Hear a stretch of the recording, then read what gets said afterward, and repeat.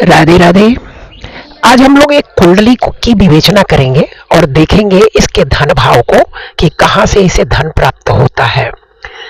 तो second house को सबसे पहले धन की स्थिति किसी भी कुंडली में देखने के लिए सबसे जरूरी होता है कि उसका दूसरा भाव, छठा भाव, 10वां भाव, यानी 2, 6, 10 जो भाव है यह धन के भाव है।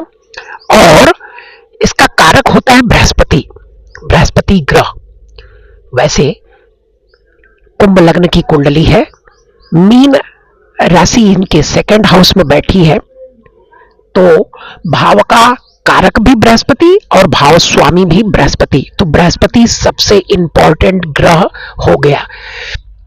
भाव स्वामी, किसी भी भाव का स्वामी उस भाव को एक्टिव करने के लिए सबसे पहला कदम होता है, यानी चीजें प्राप्त तभी होंगी जब उस भाव की दशा, यानी भाव से संबंधित ग्रह की दशा या भाव स्वामी का एक्टिवेशन जब होता है तब चीजें जुड़ती हैं और कारक कार्य करता है कि उस चीज को लंबे समय तक कंटिन्यूटी में रखने का कार्य कारक का होता है। जोड़ने का काम भाव स्वामी करता है, कारक उस भाव को जोड़ रखता है। जैसे मान लीजिए शादी का भाव सप्तम है, तो सप्तम भाव के स्वामी की जब दशा होगी तब यानी विवाह संबंध जुड़ेंगे और विवाह का सुख कैसे प्राप्त होगा उसका कारक बताएगा।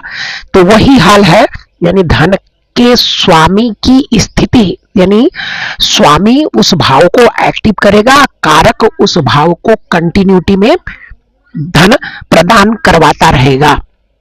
भाव स्वामी पर बुध की दृष्टि जो अष्टमेश है और भाव पर, और भाव स्वामी पर चंद्रमा की दृष्टि जो षष्ठेश है, यानी इस व्यक्ति के अंदर धन से संबंधित, धन तो कमा लेगा लेकिन धन से संबंधित डर उत्पन्न रहेगा कि धन खत्म ना हो, यानी उसे हम कंटिन्यूटी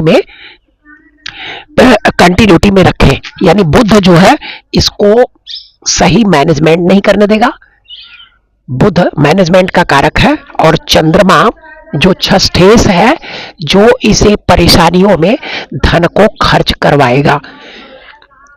तो करवाएगा कौन? चंद्रमा। और धन में अचानक प्रॉब्लम खड़ी करेगा कौन? बुध। यानी बुध प्रॉब्लम, अचानक पैसे खर्च करवाता है और चंद्रमा इसके लिए परेशानी खड़ी करता है। इनके मन की स्थिति को चंद्रमा उतना खराब नहीं करेगा, मन इसका प्रॉब्लम में डालेगा कि पता नहीं क्या होगा, कैसे होगा, और मन यानी थोड़ी सी लालच में यह अपने पैसे को का नुकसान भी कर सकता है। अब रही बात इसको अच्छा कौन? अगर कर्म भाव का संबंध सेकंड हाउस से हो जाए या सेकंड हाउस के ग्रह के साथ हो जाए तो वह व्यक्ति के अंदर एक प्रकार की क्षमता उत्पन्न करेगा कि मैं अपने कर्म से उस धन को अर्जित कर लूंगा।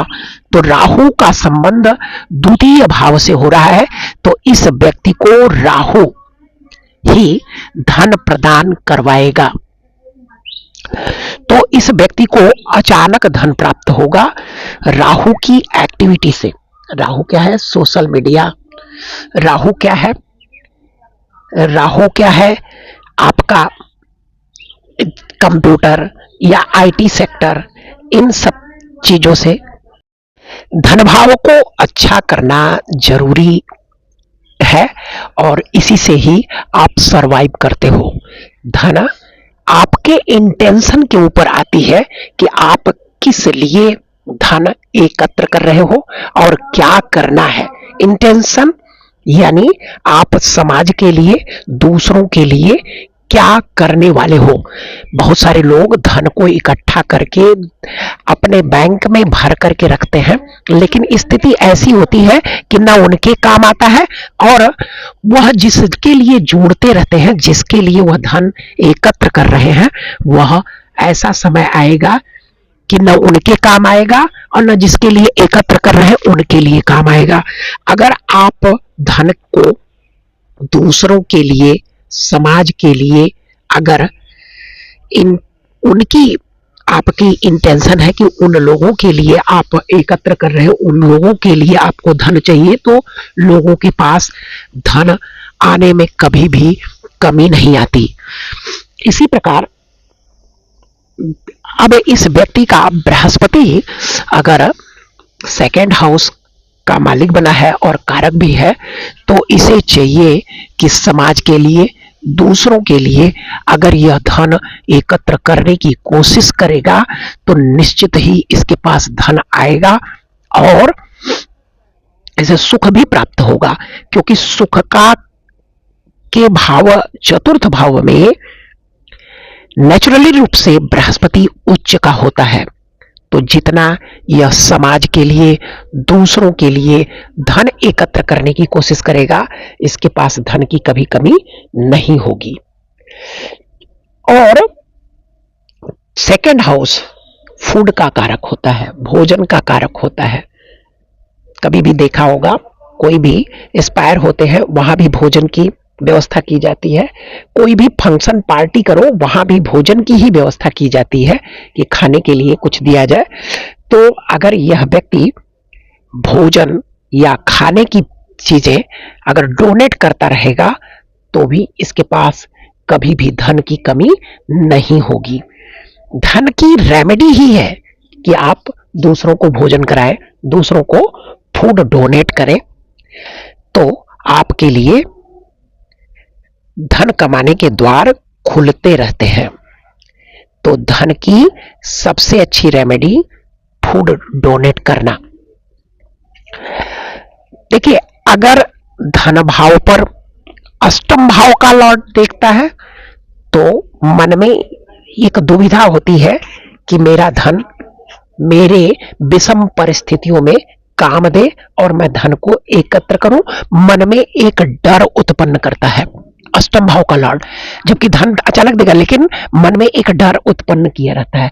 छठे भाव का लॉर्ड यह सोचता है व्यक्ति कि मैं अपने धन से ब्याज कमाऊं, इंटरेस्ट कमाऊं, पैसे को कहीं ऐसी जगह लगा दूं जहां से इंटरेस्ट मिलता रहे। तो होता क्या है, इंटरेस्ट तो मिल जाएगा, यानी इंटरेस्ट ही इंटरेस्ट रह जाता है, उसका मूलधन तो प्राप्त ही नहीं होता। अगर किसी को दे देगा तो वह डूबना है। ठीक है। इसी प्रकार 12वें का लॉर्ड अगर आपके द्वितीय भाव पर दृष्टि हो या द्वितीय भाव के स्वामी पर दृष्टि हो, तो इन लोगों का धन खराब जगह, ऐसी जगह पर खर्च होता है जहां यह चाहते नहीं है और खर्च होना निश्चित रहता है, यानी एकत्र नहीं कर पाते।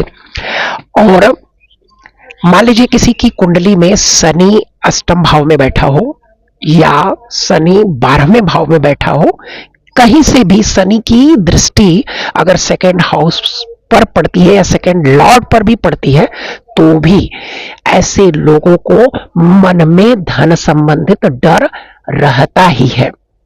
डर यानी जब तक आपके अंदर का डर समाप्त नहीं होता कि मेरा धन सही जगह पर लगा है और मुझे धन की कभी कमी नहीं है, तो इन लोगों को, जिनके अंदर डर रहता है उनको प्रॉब्लम आती है, और जिन लोगों के अंदर डर नहीं होता तो उन लोगों को प्रॉब्लम नहीं आती है धन संबंधित। उनका सर्कुलेशन चलता रहता है। देखिए, धन यानी पैसे पर अगर आप ध्यान से पढ़ें तो रुपए पर क्या लिखा रहता है, मैं धारक को इतने रुपए देने का वचन देता हूं, अदा करने का वचन देता हूं। वचन देता हूं मतलब वह यह कह रहा है कि आप बिलीव करो कि मैं आपको दे रहा हूं, और बिलीव करने पर ही सर्कुलर में एनर्जी ट्रांसफर होती है। और जब एनर्जी ट्रांसफर होगी यानी एक से दूसरे में, दूसरे से तीसरे में, तब वह धन आपको बढ़ करके ही आता है। यानी पैसे को ऐसी जगह लगाना चाहिए जहां से वह बढ़कर आए। लेकिन छठे में है तो वह उसी डर से गलत जगह इन्वेस्ट कर देता है। 8वें की दृष्टि है तो भी गलत इन्वेस्टमेंट होती है। 12वें की दृष्टि है तो वह खर्च करवाएगा ही और गलत जगह करवाएगा। अब बात यह है, अगर सेकेंड हाउस का स्वामी बली है, सेकेंड हाउस बली है, तब होगा क्या? अगर छठे, आठवें, 12वें की दृष्टि भी है और इनका प्रभाव भी पड़ रहा है, तो भी वह व्यक्ति उन्हीं जगहों से धन कमा लेता है। दृष्टियां प्रेरित करती हैं, भाव वह जगह निर्धारित करता है कि यहां से मैं वह चीजें प्राप्त करूं। दृष्टि क्या करती है? आपको प्रेरणा देती है कि यह कर्म करो। यानी मैं यहां पर बैठा हूं, दूसरी जगह से कोई दृष्टि डाल रहा है, तो मैं उसके प्रभाव में, अगर मैं कमजोर हूं तो उसके प्रभाव में आ जाऊंगा, नहीं तो मैं अपनी मनमर्जी करूंगा। वही स्थिति उत्पन्न होती है।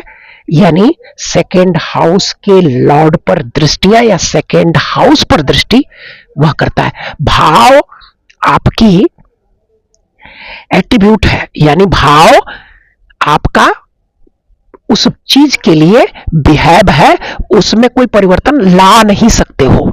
भावेश में परिवर्तन हो सकता है, भाव में कोई परिवर्तन नहीं, भाव फिक्स होते हैं। तो अगर भाव पर दृष्टियां जा रही हैं सेकेंड हाउस पर, तो वह उसको मोटिवेट कर देगा। लेकिन भावेश पर दृष्टियां जा रही हैं तो वह उसे मोटिवेट नहीं कर पाएगा, अगर भावेश मजबूत है तो आज हम धन भाव के विषय में इस कुंडली के माध्यम से आप लोगों को कुछ नॉलेज या कुछ ज्ञान की बातें शेयर किया।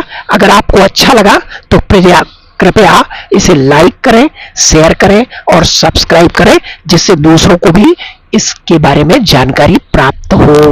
राधे राधे।